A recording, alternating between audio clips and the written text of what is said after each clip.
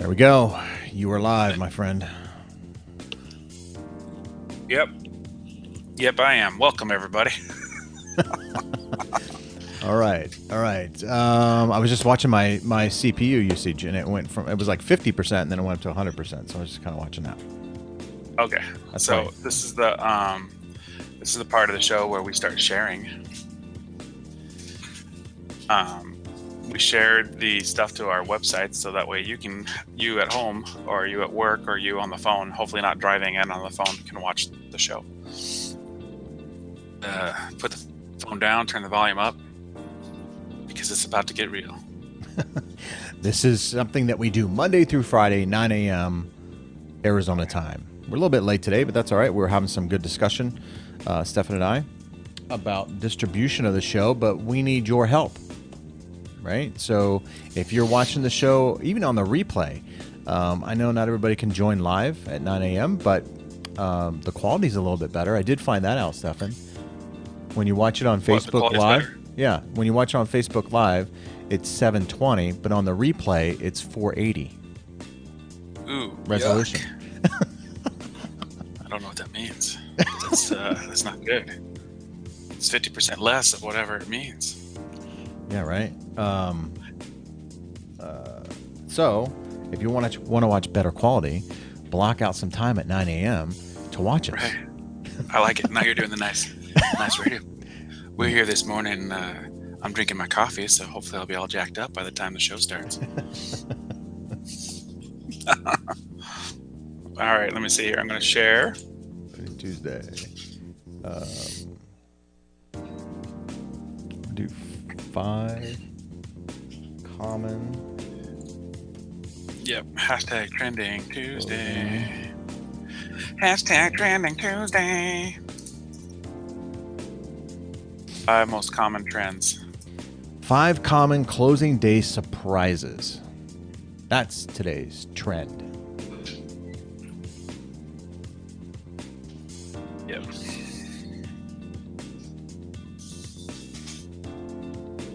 If you're a realtor or a lender, you are cringing in your seats.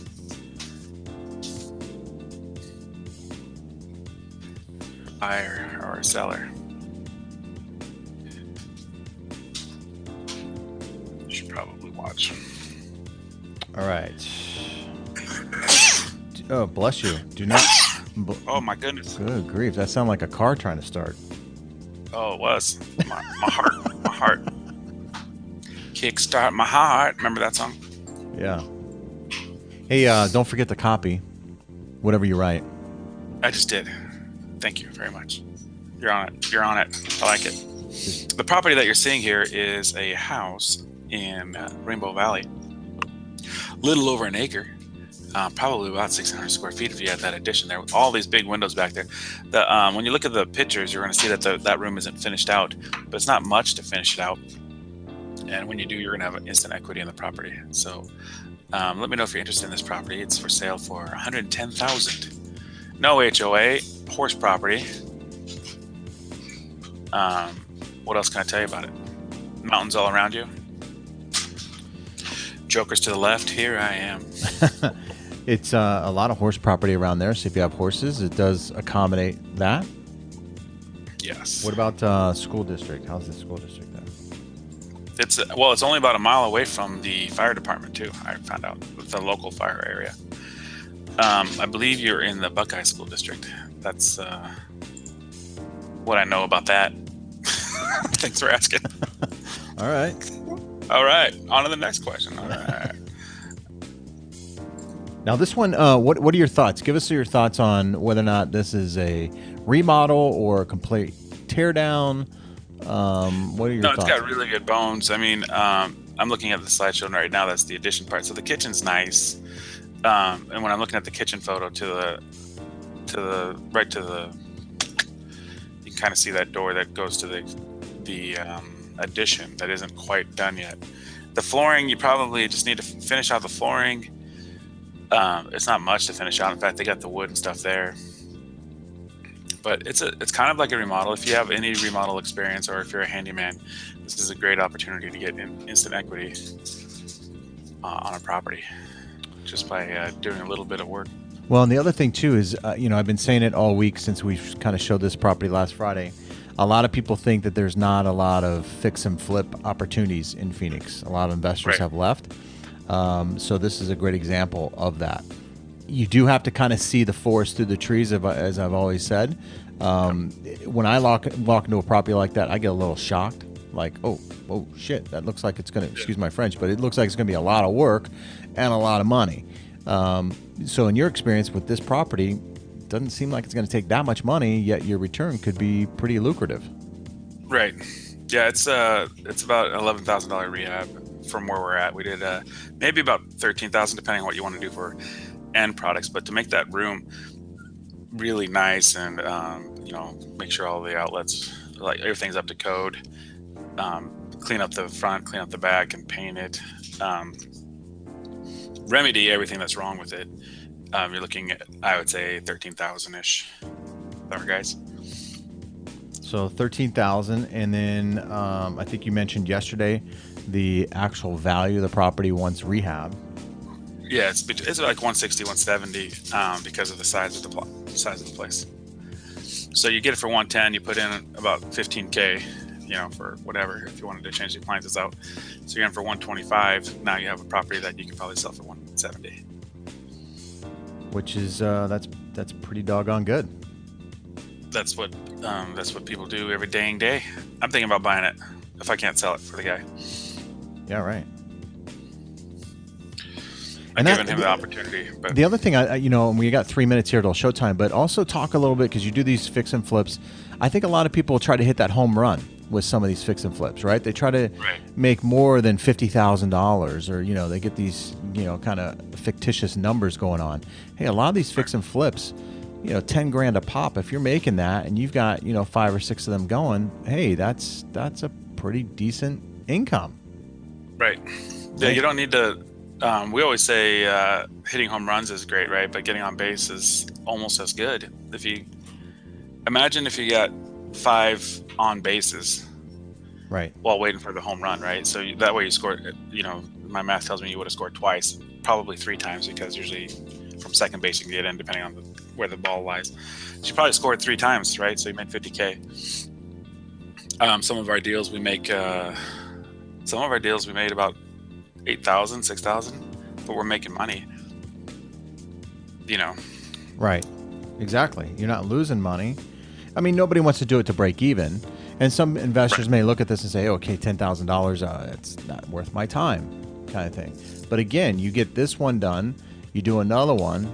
I mean, if you can, $10,000 over how long would it take to rehab this property? 2 months? 3 weeks. 3 weeks. So, but by the time you see the money, you get under contract, probably 3 months. 3 months. 3 months. 60 days to 3 months, right? So $10,000 over that period of time, people were thinking, well, I don't, it's not really worth it, that sort of thing. But again, you get a couple of these going. You've got to look. You got to look in quantity, not necessarily, like you said, hitting the home run. Yeah, you're going to make over 10K on this one anyway. But if you were to do one of those every month, so now it's 3-month turn. So in 3 months, you make 10K on this one. The next month after that, you make 10K on another one, and then 10K on another one. You're making 10K a month. So you're making $120,000 a year on these easier ones. Right. Yeah. Let me get the show started. I'm gonna probably hear us because I have to turn down the volume really quick here. Trending Tuesday. All right.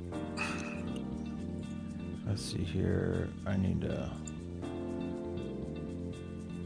look at a couple of new I'm gonna things change here. the subject line too here. Go right ahead, my friend. Are you there? I'm here. I'm here. All right, we're about ready to start, but I'm gonna take this time to edit that Trending Tuesday thing. Do it.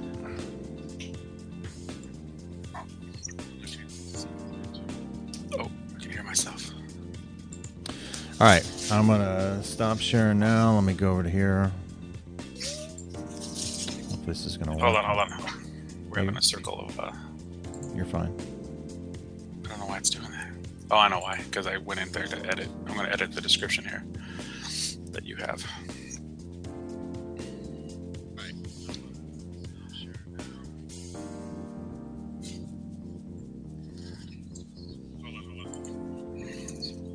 Okay, putting it on Periscope right now.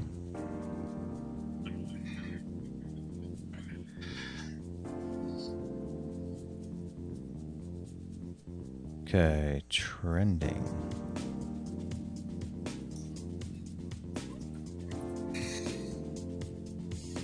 Talk. Periscope right now.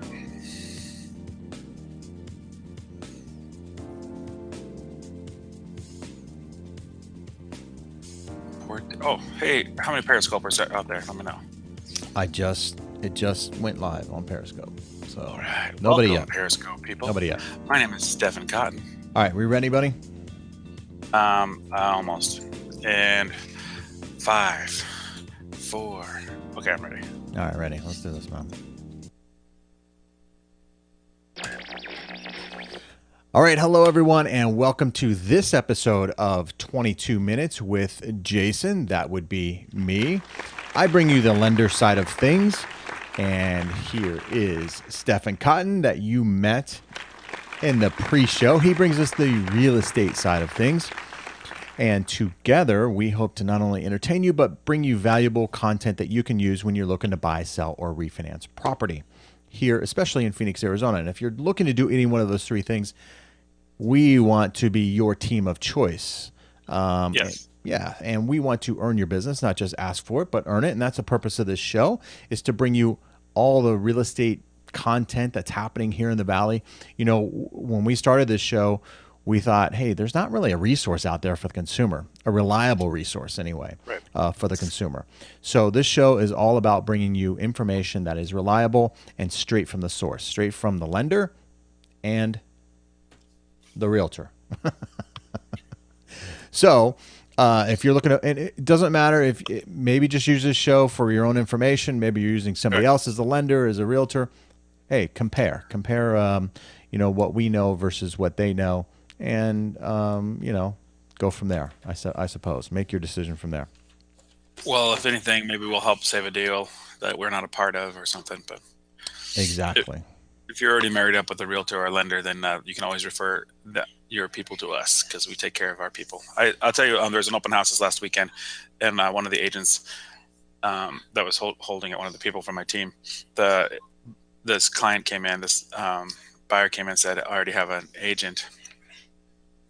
And I'm sorry, a second, it's a little loud back here. It's all right. I forgot what I was saying. Sorry, guys. You had an open house, and a client came So in. he's already married up and said, I was referred to by my sister. She had a great experience with this realtor. Mm-hmm. I said, well, the answer is, well, I didn't know your sister, right? I mean, if you're going to go with a referral from the sister, then it's my fault for not being your sister's realtor, Right. A year ago. But Right. so, I mean, we get that there's a chain of events and there's stuff that happens, but Totally. I mean, I see that all the time. And, sometimes too, I had a situation last week, speaking of which, that a client, wasn't a client yet, but a potential client, that was hoping to be a potential client for me, was kind of shopping around to get the best rate. And I offered a very, very good rate. I mean, I made this thing as clean as I could possibly make it. And the customer wanted me to submit it to the underwriter, but they hadn't committed to me yet. They hadn't, made the commitment to me yet. They wanted me to commit to them and to the rate, right? And it's like, well, there's a two-way street that kind of goes on too, because I have people that I have to work with, that being my processor, my underwriter, my management staff, that sort of thing. And for somebody not to commit to me, yet want me to send the file through underwriting and potentially waste their time, it's not fair to the other clients that I have that have committed to me either. So I wrote them a letter saying, hey, look, I appreciate your time. I appreciate what you're trying to do. However, I'm going to decline the opportunity to work with you, because if that's going to be the case, I don't have time for that. It's not fair to my other clients either. They wouldn't appreciate that. Yeah, I mean, that just tells me they're not educated. Yeah. I mean, they're just their idea of shopping rates is a little different than what it really means to shop rates. And again, it was a really good, and they told me, in all fairness, they told me, hey, you're right there. You're there. I said, hey, and they're out of staters, moving here to Arizona. We talked about that yesterday, right? Yeah. And I said, hey, support the local, because they were comparing me against somebody in California. I said, well, you're moving to Arizona. Why don't you support the local people here? But I declined to work with them based on their demands. So I get it. It doesn't always work out. It doesn't hurt my feeling whatsoever. You got to do what's best for you. We completely Right. understand that. We hope, though, that you'll choose us to help represent you in your home buying purchase. Hey, today, though, I don't have a tweet quote of the day. I do, but it would Ooh. take me some time to set it up, and I don't want to do that. So No. we're just going to go on. Today's episode, this is Trending Tuesday, the Trending Tuesday episode. I'm not going to play the intro or What? anything like that. What it's like we're unplugged. It's like Do you want me to do when you that? watch your favorite. Yeah. All It's right. like, well, I mean, it's like an acoustic jam session of what we usually do. All right. So No, yeah, no bird tweets. No. this is 22 Unplugged, Right. 22 MT, unplugged minutes. MTV Unplugged. All right. Let's Yep. do, we'll do the little trailer. All right. Thanks. All right, man. I think maybe we will.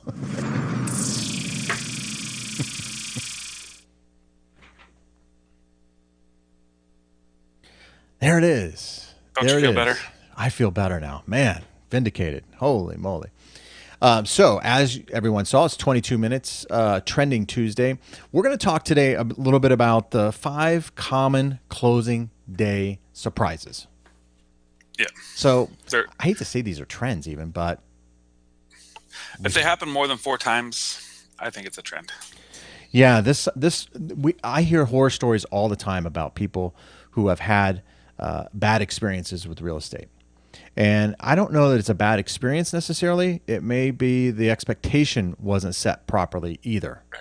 right? So there are things that are going to happen in real estate, in a real estate transaction. It's just going to happen. There's a lot of variables. There are some things that are coming out that are trying to, I don't know, make it more predictable, I guess, but it never will be 100% predictable. It just won't. There's too many different things going on. Well, yeah. There's my side, your side, the other side. Mm-hmm. Escrow. So when we talk about the 5 Appraiser, trends, I think the appraiser, yeah, the yeah, seller's agent, the buyer, the buyer's agent, right. the inspector, especially with the VA Mm-hmm. appraisal or something too. Mm-hmm. So I think you're gonna notice that when we talk about these top 5, there's not one person to blame, but it can come from all different sides. All different sides. Now these are actually closing day surprises. Now I Right. will say that here in Arizona, at least how you and I work together, these closing surprises really aren't closing day surprises for us. And I'm not just saying that to toot our own horn, but in different parts of the country, closings are handled a little bit differently. And even here in Arizona, they're handled a little bit differently. So to start that off, number one, this is number 5. I'll count it Okay. backwards. Number Sweet. 5, closing day surprise. The walkthrough doesn't go as planned. Right? Like this. When right. Yeah. Yeah. Right. Yeah. That's Yes. So what do you mean by the walkthrough doesn't go as planned? Like, is so. this the part where something's missing, or maybe the Yes. broken window wasn't fixed? Yeah. So I think a lot of people have a vision in their head saying, "Hey, I'm going to go sign the paperwork. We're going to do the final walkthrough. We're going to go walk through the property, make sure the people who moved out properly. They didn't damage any walls, that sort of thing." Right. Um, and your expectation is, hey, they moved out, but they didn't do this. They didn't clean the carpets. They didn't, they got a scuff on the wall, or they didn't Right. do. So there's so many different things there within that walkthrough. Now, we try to schedule, and I know you try to schedule the walkthrough prior to actually signing the paperwork, right? 3 days prior is what we try to do. That way they can have time to remedy. So we can do an official walkthrough if Right. the 3 days isn't good. Right. But it's not always possible, right? You got people who are moving their families out of the home, and they may need every single day in order to facilitate that. They may not have anywhere to go, for lack of a better way of putting it. Right. So you try to schedule it ahead of time, but in the event that it doesn't go through, or the walkthrough doesn't go as planned, what are some remedies here? I mean, it's not like your life is on the line, right? I mean, I'm moving in Right. today. I'm moving in, Stefan. What are we going to do? Oh my God, We this got the isn't moving fixed. trucks. I got the day off. Right. Right. This is High it. stress. High stress. Right. Well, we either, I think most simple solution is, seller, you pay me $200 for this mess, or $500 for things not fixed, Hmm. just so we can get that clean out of the proceeds. I want to see a $200 check or $300, not to affect the your loan thing, so that way it doesn't have to get redone or whatever loan amount. Right. But something out of escrow would be the cleanest. The other thing is you can delay the escrow, but now you're telling me you got a moving truck and this is your 1 day off this week to move. So I would think the easiest answer is compensation for not finishing, or delay. Those are the two answers really, or definitely not cancel because the carpet isn't clean. But Right. And I think it's important to note here, although our emotions start to get a hold of us and start to affect our decision making skills a little bit, there, your realtor is there to represent you in the best way that they possibly can, right? So there is a solution to every scenario.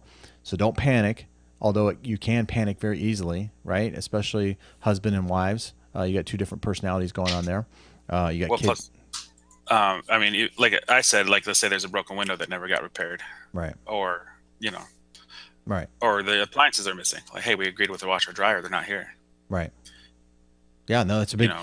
That's one of the things we're going to talk about too. Is things that are missing. Okay. You're jumping ahead there, Steph. Wah wah. So sorry. Spoiler alert. Spoiler alert. Yeah. Okay, so number four.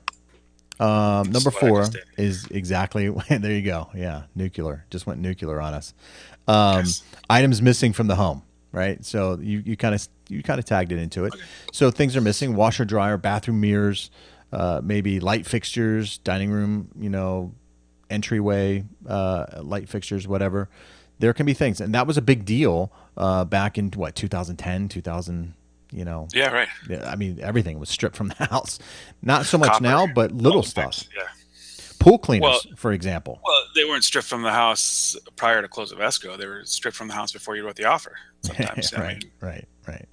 Well, but there was copper I got stolen too, though. Remember that right. whole deal? People Right. stealing Copper copper. was good or something. It was a good price. Yeah. I had this agent that joined the team, and he was working this house. They did a walkthrough. The washer dryer wasn't in there, the washer dryer that they wanted. So they told the listing agent, and the listing agent had them put in a weaker one, saying that they donated the good stuff to Goodwill. So they put in a weaker one. Well, the buyers weren't happy, so people stepped up and ended up giving like $500 towards the purchase of new stuff. Oh wow. So this agent was very upset. Like this, how could this happen? Meanwhile, we have a listing Yeah. where the washer dryer conveys, and our client, the seller, moved it out like a week later.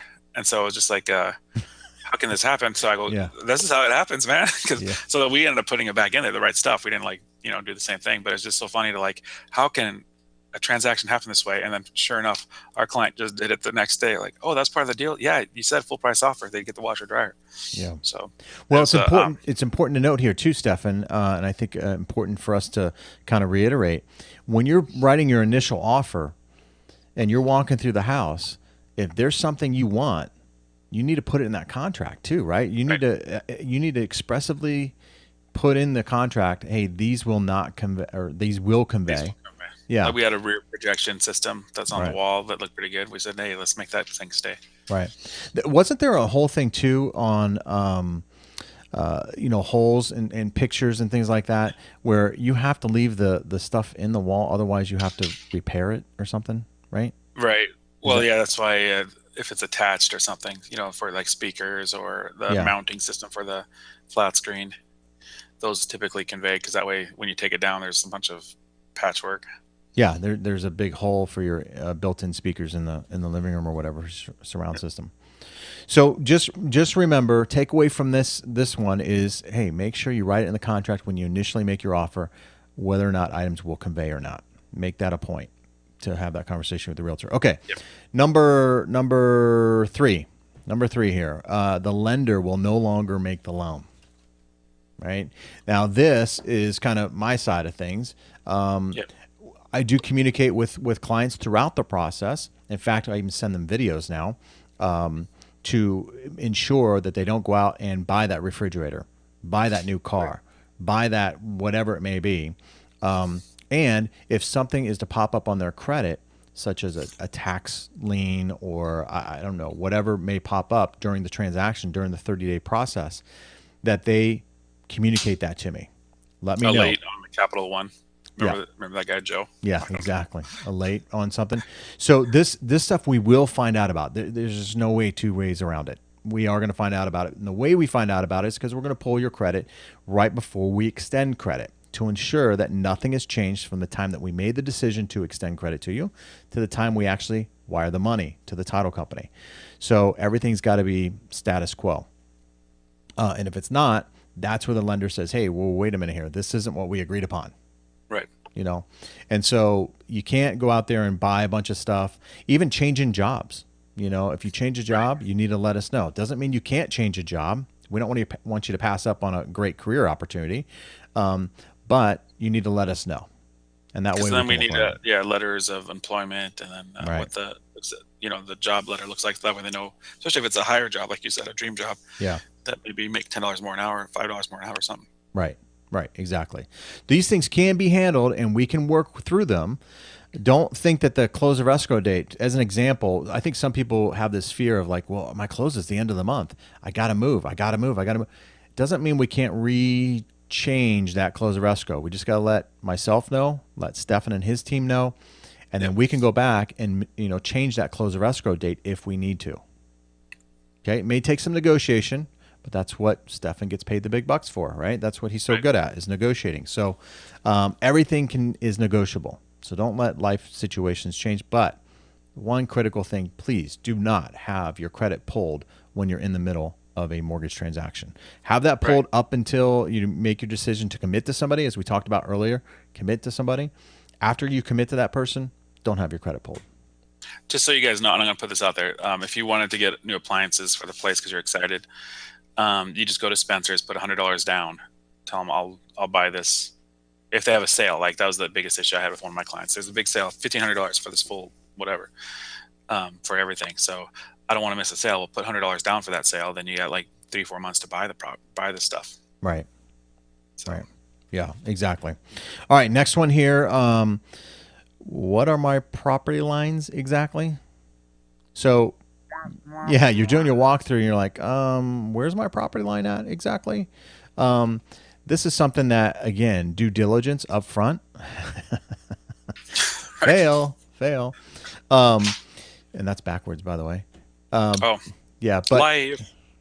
Right. J-half. Do this due diligence up front. Right, before you don't wait till you actually sign the paperwork.